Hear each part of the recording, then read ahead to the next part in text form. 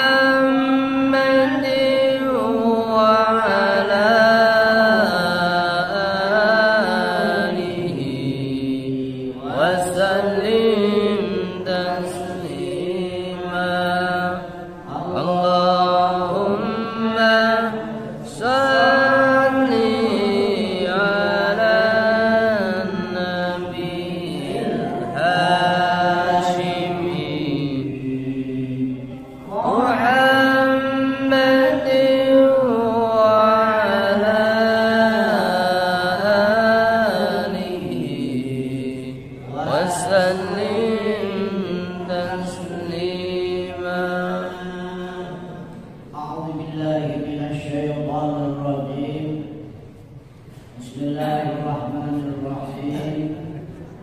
Al-Qasdul Khamis. Kitab ini menerangkan dari awal sampai akhir nur atau cahaya-cahayanya Nabi kita Nabi Muhammad sallallahu alaihi wasallam dari awal, yaitu rohnya Nabi Muhammad sallallahu alaihi wasallam sampai dengan terbentuknya jasad Nabi Muhammad. Sehingga Nabi Muhammad ini dari segi jasmani memang akhir, tapi dari segi rohani Kanjeng Nabi ini awalnya Nabi, awalnya Rasul.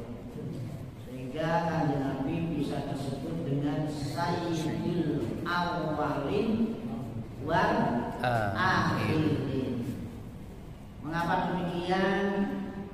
Kita juga memaklumi hidup kita ini mempunyai proses sebagaimana yang disampaikan Allah di dalam surat Baqarah, kaifa takfuruna billahi wa kuntum amwata.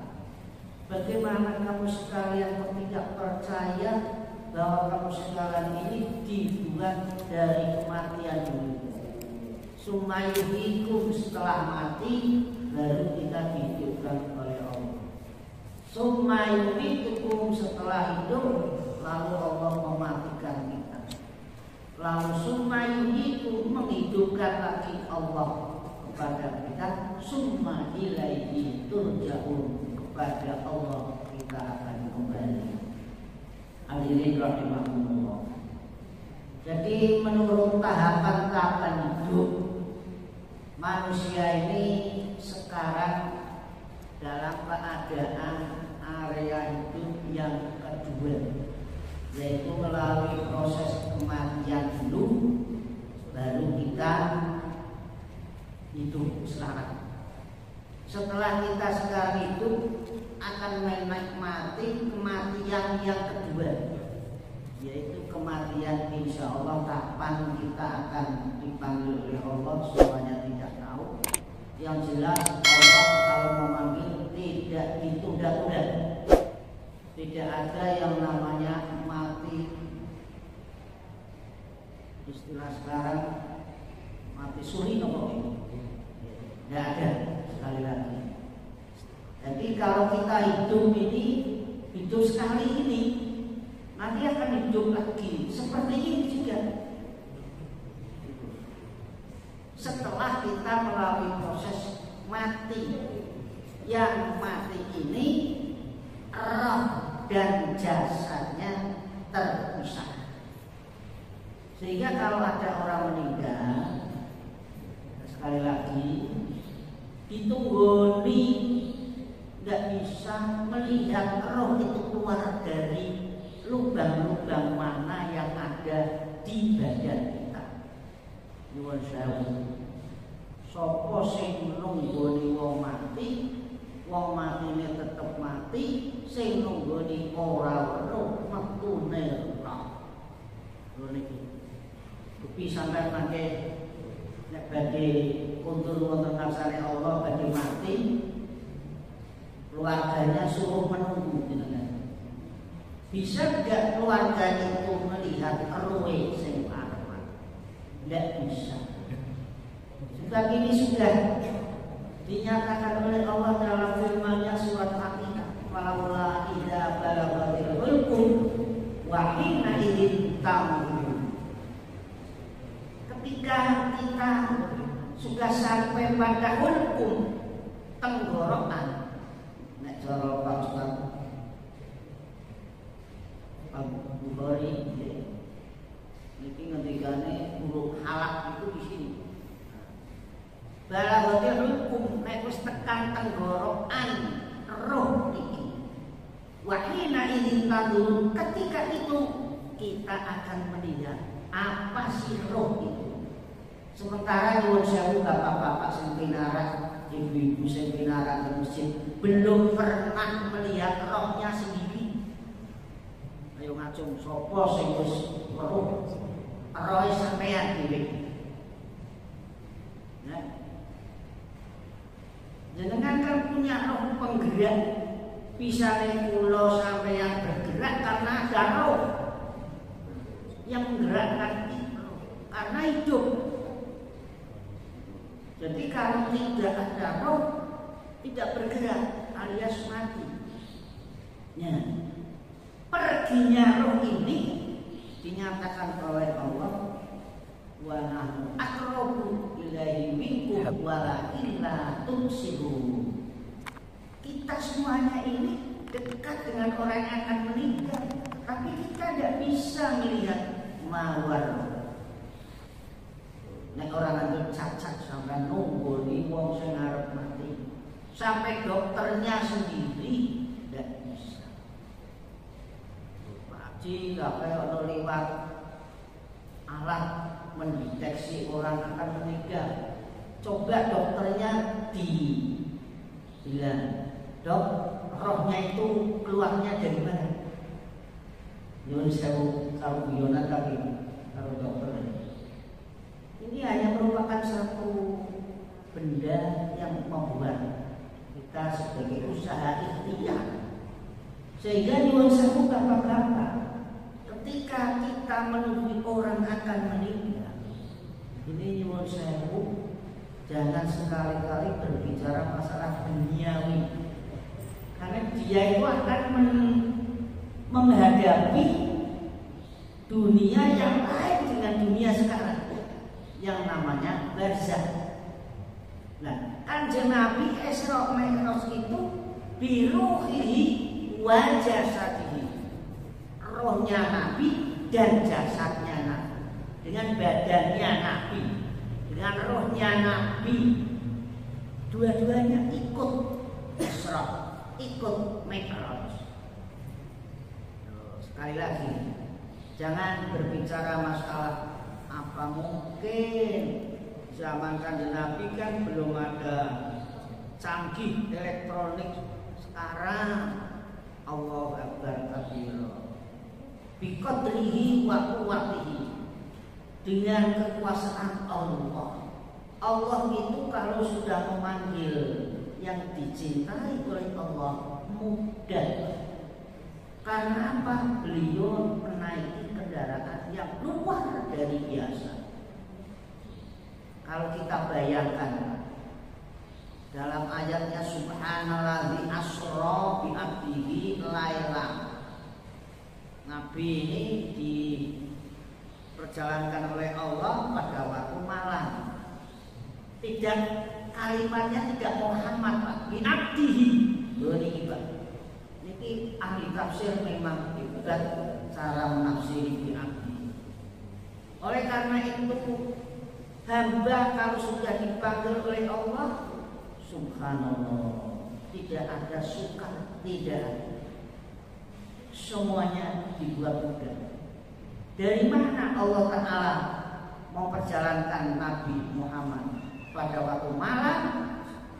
Minal masjidil haram ilal masjidil aqsa.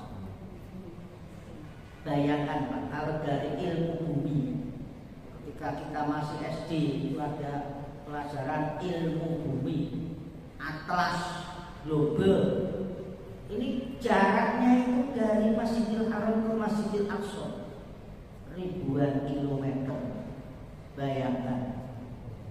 Nah, coba jenengan kalau melihat ilmu bumi, panjenengan itu tidak ada lebih kecil dari titik air yang diteteskan, itu lebih besar air, kecil sekali. Termasuk pucuk edom ini diceploske, iki sing gedhi pucuk edom timbang kula sampeyan. Oleh karena itu Nabi Isra itu tidak suka mudah dari Masjidil Haram ke Masjidil Aqsa. Untuk apa? Linuhyahu min ayatina, tujuan tertentu Allah memanggilkan Nabi linuriyahu min ayat. Sehingga kalimat ini dibahas oleh ahli tafsir. Kanjeng Nabi tindak malam hari dari Masjidil Haram ke Masjidil Aqsa, dari Masjidil Aqsa naik ke langit 1, 2, 3, 4, 5, 6, 7, naik lagi ke Sidratil Muntaha, Mustawa dan Arsy. Disitulah beliau menerima tugas. Biasanya kalau di masyarakat kita, kalau ada pimpinan akan memanggil anak buahnya, yang penting itu dipanggil langsung menghadap, yang lain tidak boleh mendengar. Itu pun demikian Pak. Hanya Nabi dari Masjidil Haram ke Masjidil Aqsa didampingi Jibril sampai ke Masjidil Aqsa, naik ke langit ke-7 juga disertai Jibril dari 1, 2, 3, 4, 5, 6, 7. Ini semuanya adalah memberikan pelajaran kepada kanjeng Nabi bahwa besok kanjeng Nabi ini di dalam menghadapi umat akan seperti itu. Nah, cara saat ini orang yang akan naik ke PNS itu biasanya ditata, di-upgrade, di sekolah kemarin untuk menghadapi situasi kondisi.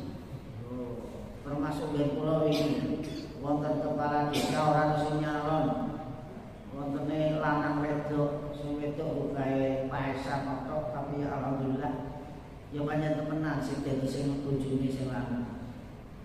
Niki setelah nanti wis dilantik insyaallah tanggal 21 Maret akan dilantik. Ini setelah dilantik akan diberikan beban-beban, tugas-tugas, kewajiban-kewajiban yang akan dilaksanakan. Kanjeng Nabi mengutuk. Subhanallah. Maka dalam kitab ini, judulnya kitab namanya Al-Anwarul Muhammadiyah, beberapa cahayanya Nabi. Jadi kitab ini membuka takbir dari awal sampai akhir kanjeng Nabi, sampai kematiannya kanjeng Nabi. Sehingga hadis yang menceritakan bab 5 ini ada hadis yang jumlahnya siktatun wa isruna hadisan. Hadis yang cerita ke Isra Mi'raj itu banyak, 26 hadis dari awal sampai akhir. Oleh karena itu barang siapa yang tidak mempercayai Isra Mi'raj ini berarti menafikan, tidak percaya kepada hadis Rasul. Nah ini bahayanya di sini. Oleh karena itu ketika Nabi pulang kembali ke Masjidil Haram, ini ada tugas. Tugas apa yang pertama? Yubalighu, menyampaikan hasil muhibah kanjeng Nabi, hasil kerja kanjeng Nabi dipanggil oleh Allah untuk disampaikan kepada masyarakat Mekah. Karena kanjeng Nabi waktu itu belum hijrah, masih di Mekah. Dan bapak-bapak ketahui keadaan Mekah itu tidak sama dengan Madinah. Madinah itu sudah kondusif, tapi naik Mekah, subhanallah, tanahnya juga tandus, orangnya juga vokal, orangnya juga ya Allah ya Rabbi sakur, keras-keras, sangar-sangar. Allah, padahal di situ ada Baitullah Ka'bah. Sampai-sampai orang-orang Mekah itu tega-teganya nyopet orang tawaf. Jadi dengan mata saya sendiri, orang yang termasuk korban pencopetan pada waktu tawaf. Ya. Lah ini kok tego-tego nek ngono lho. Nyopet kok nanggon Masjidil Haram sing dicopet wong sing tawaf. Subhanallah, hebat. Tur ora ketangkep. Hebat. Niki saya alami sendiri ketika kesana. Oh, hebat kabeh. Jadi kadang-kadang guyonan. Duitmu coke di Jakarta ini tidak boleh seperti itu. Kadang-kadang seperti itu. Oleh karena itu, walaupun di situ ada Ka'bah, tapi Ka'bah tidak sebersih sekarang, Pak. Di keliling Ka'bah itu banyak yang namanya reco-reco, braol-braol dicantelkan di sisi kanan kiri Ka'bah. Ini Pak yang membuat Kanjeng Nabi sebagai Nabi yang menjadi tantangan Kanjeng Nabi untuk menyampaikan hasil sholat yang diperintah oleh Allah ini. Allahu Akbar. Bagaimana peristiwa Allahu Akbar di Masjidil Haram, orang Islam dan orang non-Islam bercampur jadi satu untuk mendengarkan hasil dari Isra Mi'raj. Kanjeng Nabi gimana Pak?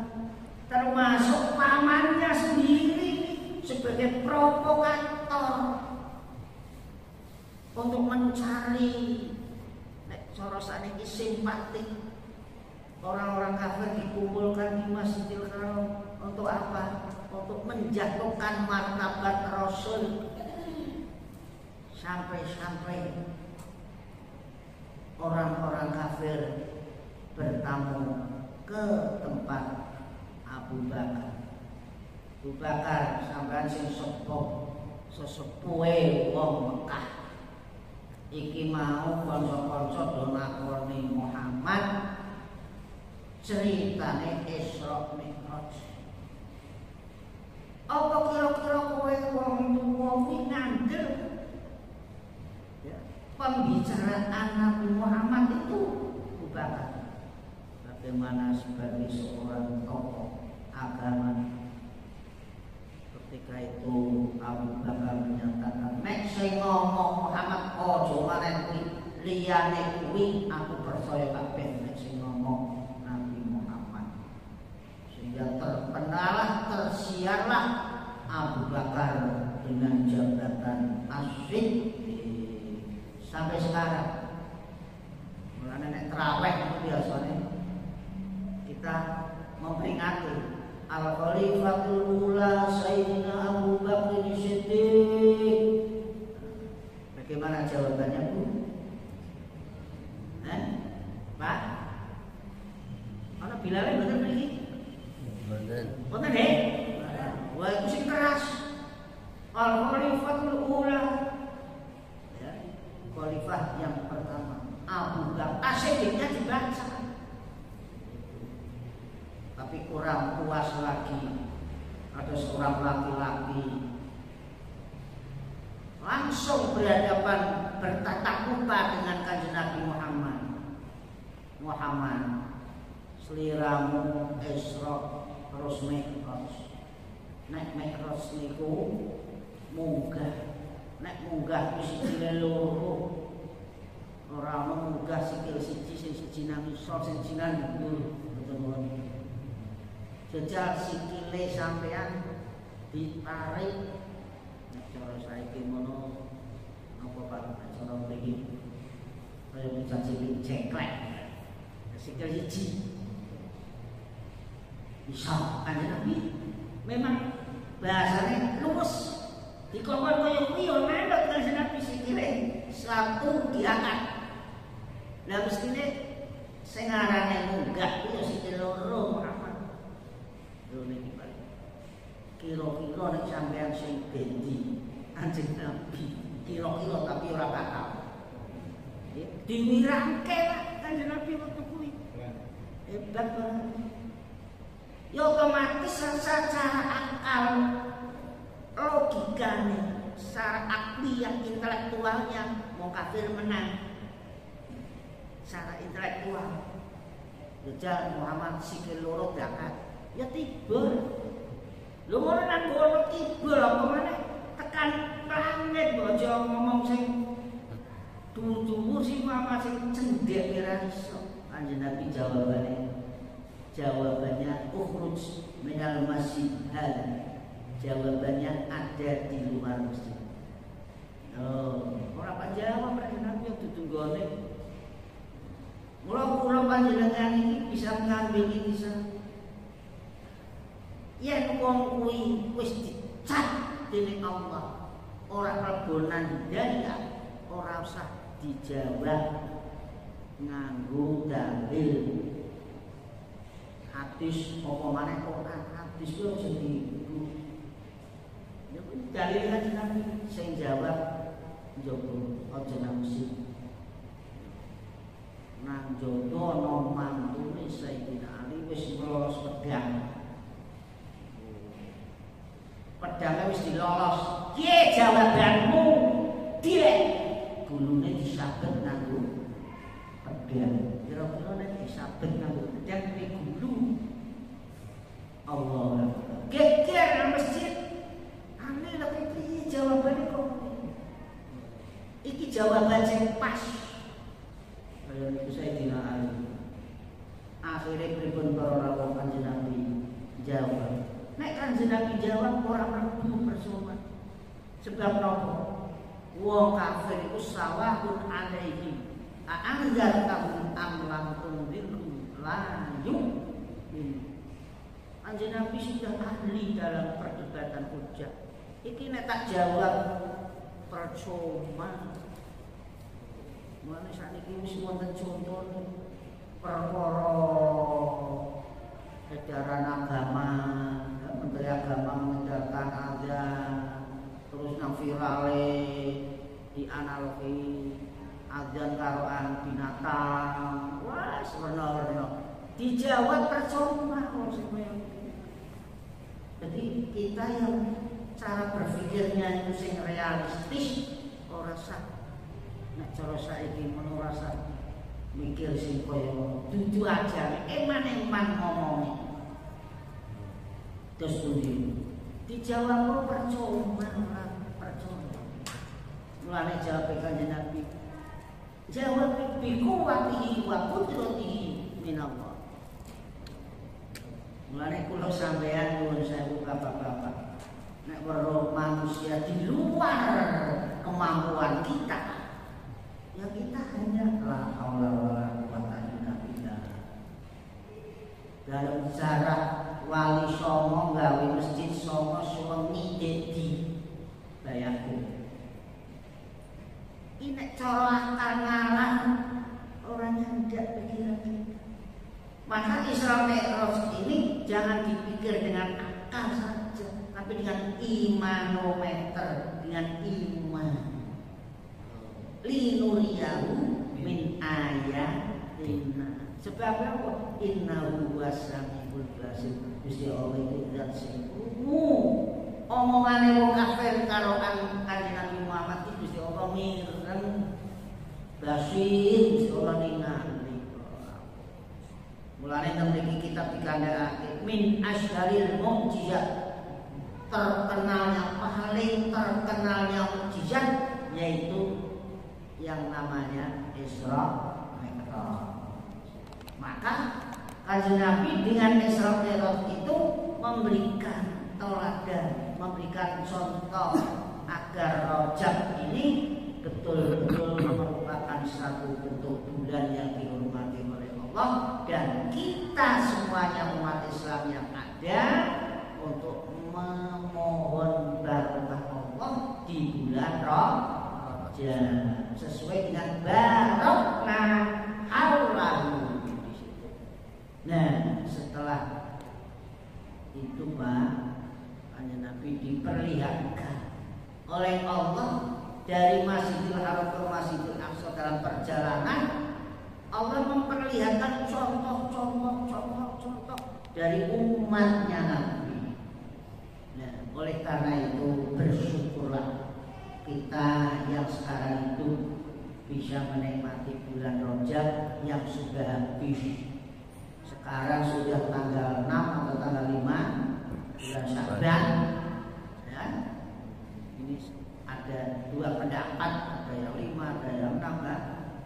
Yang jelas bulan Saban ini bulan penumpukan ganjaran, yang ganjaran itu akan diterima oleh Allah di bulan ini, Pak. Mari kita berlomba-lomba mencari amal-amal yang baik, yang soleh, sedekah-sedekah. Mari memperbanyak amal-amal ibadah. Karena Kanjeng Nabi Daud, yarfa'ullah, Allah mengangkat amal abdi semua. Amal abdi ing pira-pira ngamale hamba. Ngamal apa bae kuliah sekabehane ngamal yang sampean diangkat oleh Allah fi hadas syahri nang bulan iki, Pak. Bulan nyuwun sewu, Pak, bulan Saban ini banyak orang-orang yang hatinya tersentuh dengan situasi kondisi ini, sehingga banyak teringat orang tua yang sudah meninggal, istri yang sudah meninggal, anak yang sudah meninggal, suami yang sudah meninggal, simba yang sudah meninggal, guru kita, pak kiai kita yang sudah meninggal. Jadi kita teringat. Mengapa demikian, Pak? Saya ulang lagi. Karena bulan Saban di situ ada yang namanya nisfu Saban. Kurang lebih 10 hari lagi, Pak, ya? Kurang lebih 10 hari lagi. Mari kita berlomba-lomba fastabiqul khairat. Banyak sedekah, banyak amal yang baik, banyak sholat. Yang biasanya tidak sholat tahajud, mari masjid yang baik ini, yang cantik ini disosialisasikan.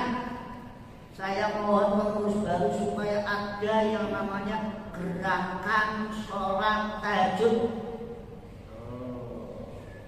Jadi Pak, buat-buatan dari buatan.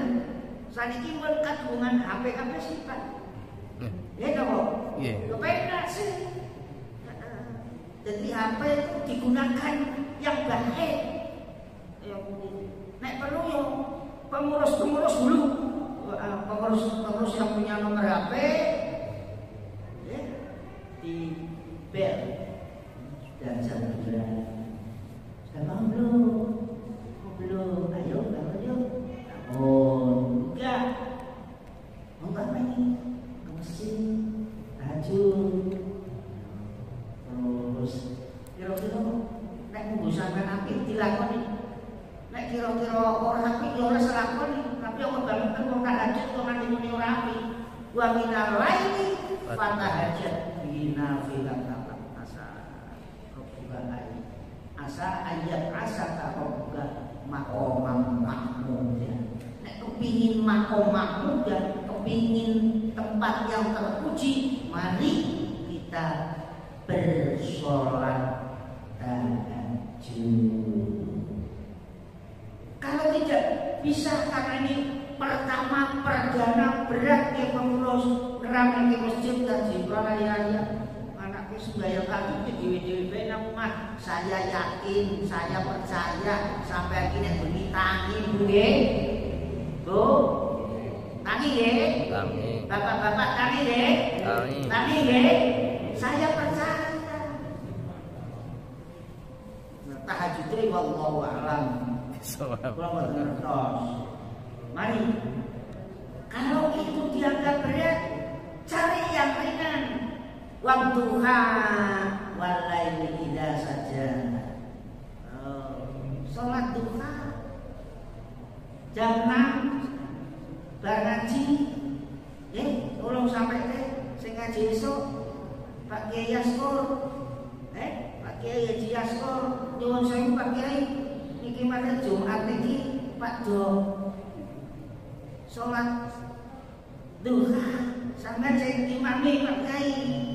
Insyaallah gelem. Tapi sing ngomong ya aja kabeh. Tapi kan rame nggih.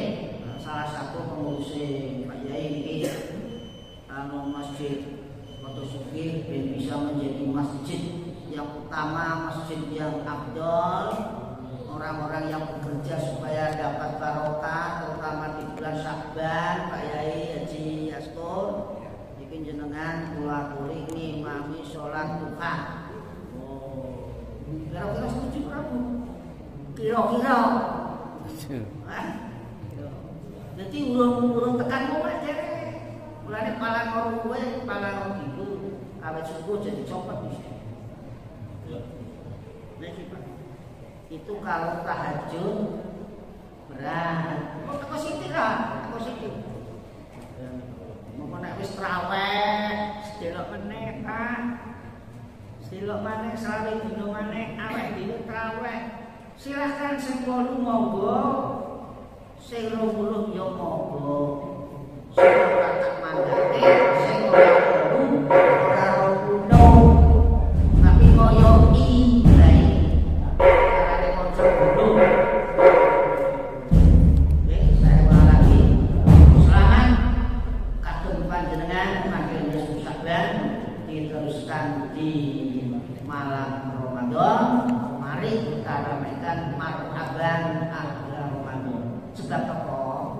Manfaatnya itu di Ramadan haramallahu jasadahu alam yaron. Sapa sing bergembira, bahagia ketemu Ramadan datang, haram mlebu neraka, mesti mlebu swarga. Allahumma amin. Rabbana fa'na bima lam tanara amin.